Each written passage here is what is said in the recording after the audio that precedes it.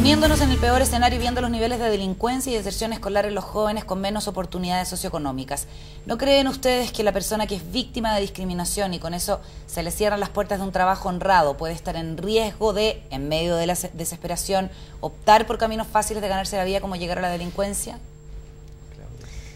A ver,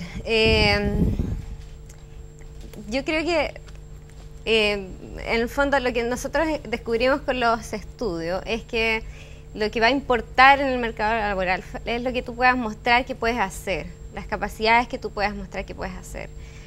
Ahora, cerrar las puertas es un poco una visión más pesimista, en el fondo. Yo creo que el mercado laboral, si logra reconocer las capacidades que los jóvenes puedan tener, independiente de su historia, podría dar más oportunidades.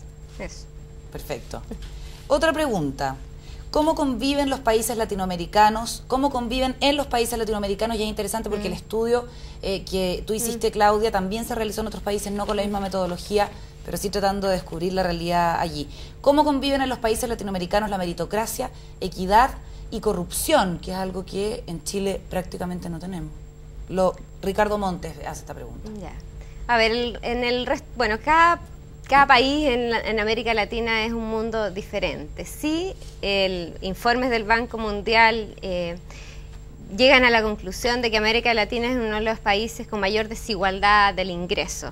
¿El continente en general? El continente en general. Es incluso peor que África, ¿ya? Sí. En cuanto a medidas de desigualdad del ingreso.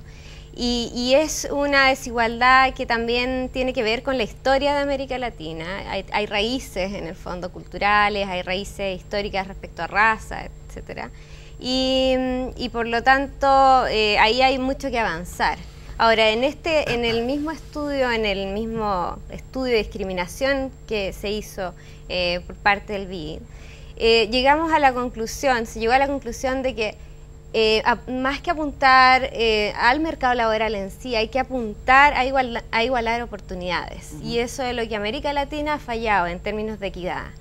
Y en varios países de América Latina se repite lo que pasa en Chile, que no estamos haciendo que las circunstancias al nacer no determinen los resultados en el mercado laboral. No estamos haciendo eso. No tenemos sociedades con igualdad de oportunidades y por lo tanto se perciben desiguales y se perciben injustas esas desigualdades. Si esas desigualdades se generaran después de un proceso que tiene igualdad de oportunidades, no podrían cuestionarse en el fondo. Entonces, por ahí van las conclusiones. Perfecto. Eso yo agregaría a esta respuesta que además del patrón común de altos niveles de desigualdad que se observan en los países de América Latina, otro factor común son los bajos niveles de escolaridad, baja calidad de la educación.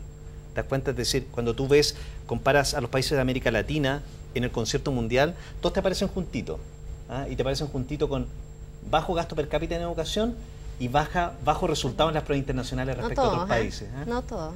No hay todos, uno que se escapa. ¿Cuál? Cuba, es el único país que se escapa de la región, pero el resto de los países estamos todos juntos y con un rendimiento bastante precario en un ambiente globalizado y de competencia. Sí. Exactamente, estamos en un mal vecindario. Andreina pregunta, Dante, ¿existe alguna forma real y concreta para evitar la discriminación a la hora de buscar un trabajo o solo debemos esperar que nos toque una persona o empresa con ética? Difícil pregunta, Andreina, ¿no? Mira, a mí me parece que pueden existir regulaciones que favorezcan la no discriminación. ¿Te das cuenta, por ejemplo, toda esta discusión de no fotos en los currículum? Es un espacio para que eso ocurra. ¿Te das cuenta? Es un espacio para minimizar. ¿Tú eres partidario de que por ley se establezca que no haya fotos en el currículum? Claro, claro. Bueno, en otros países lo que hay efectivamente está legalizado. Tú tienes que poner en los llamados a concurso que tienes una política de igualdad de oportunidades y no puedes discriminar ni por sexo, ni por raza, ni siquiera por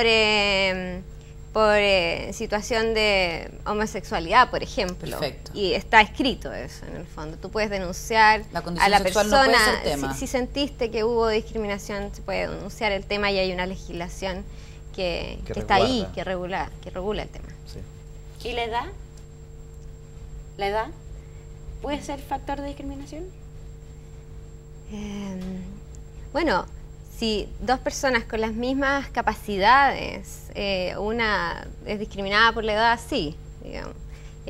Ahora es más difícil de identificar eso, porque también la edad en el mercado laboral, lo que vemos es que a mayor edad son mayores los salarios, porque se premia la experiencia, en el fondo. Pero a la vez está el temor de la persona que pierde el trabajo a los 40, 45, o que quiera dar un cambio de giro en su vida, o en fin, de que no va a ser aceptado en un trabajo nuevo.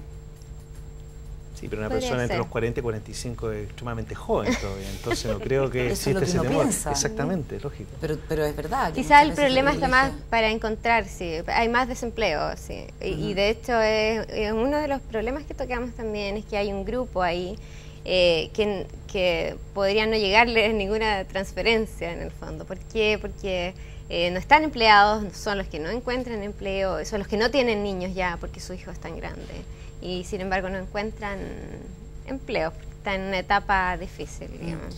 La gente aquí en el estudio, muy atenta a la conversación, se pregunta, ya que estamos en la discusión sobre la meritocracia, si Chile, que es la cuna de la pitutocracia, podríamos decir, esto está disminuyendo, aumentando, si sigue cambiando la política del pituto. ¿Cómo lo ven ustedes?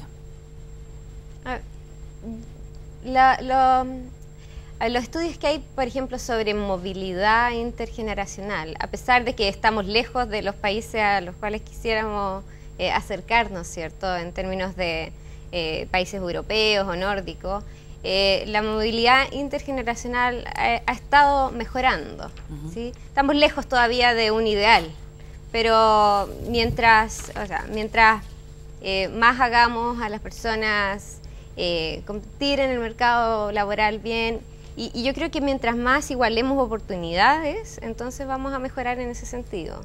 Sino cualquier resultado en el mercado laboral va a estar determinado por lo anterior, por tu familia en el fondo. Entonces yo creo que se va mejorando, pero falta mucho. Dante, tu opinión. Tienes que decir tú qué piensas al respecto. Porque hay una pregunta que no quedó, yo creo que no quedó bien resuelta, que es la de Andreina, se llamaba, que decía, ¿qué medidas concretas tenemos para superar la que no sea la suerte de la olla, en el fondo? Claro, o sea, más allá de medidas técnicas, de política pública, acá, para que, por ejemplo, la meritocracia sea un valor reconocido en la sociedad, para que sea algo admirado. Que bueno, era tan difícil la pregunta, por eso respondí lo otro, que era la parte más fácil de responder. Escapé ahí automáticamente. Ágilmente. Mira, la verdad de las cosas es que es difícil responder esa pregunta, porque este es un resultado, y un resultado de un montón de factores que intervienen. Interviene el mercado del trabajo, intervienen los procesos educativos al inicio, te das cuenta, interviene la formación de la familia, aspectos culturales, por lo tanto tienen que ocurrir una serie de factores, tienen que moverse una serie de factores en cierta dirección de tal forma que esto ocurra finalmente. Y la capacidad de intervención solamente está en el sector público. Tú no puedes interferir, digamos, en cómo se define la cultura de una familia o de un país, digamos. ¿Te das cuenta? Tú puedes intervenir más bien, por ejemplo, en aspectos de la educación que tú le das a los niños desde el inicio.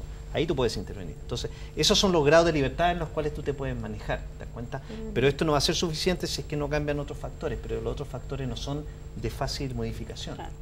Nos pregunta Néstor Valdebenito hacia el final del programa, escribe desde Viña del Mar, ¿cuáles serían las claves prácticas y concretas al momento de postular un trabajo desde el desarrollo del currículum hasta el momento de la entrevista, que evidentemente es una inquietud de mucha gente que busca trabajo por primera vez? ¿Hay algo que sea como el secreto del éxito? Bueno, yo sé que, por ejemplo, en Comunidad Mujer, ellas tenían un programa que se llamaba Mentoras, donde lo que hacían era ubicar chicas y tratar de capacitarlas en ese sentido. Entonces, desde el aspecto físico hasta cómo enfrentar la entrevista, cómo mandar el currículum, etcétera. Ahora, no sé cuál es la clave del éxito, pero yo creo que en algunos países lo que se hace para ayudar a las personas que están desempleadas es efectivamente incluirlas en un programa que los ayude a encontrar empleo. Y, por ejemplo, ese programa de mentoras podría ser un poco más general, estar disponible para más gente y que efectivamente ayuda a algunas personas a por lo menos esos factores, no las cosas objetivas, pero esos factores mejorar, como capacitación. En el mercado del trabajo que ayudan con eso, trabajando.com, en fin. Se nos acaba el tiempo, se acaba el tiempo.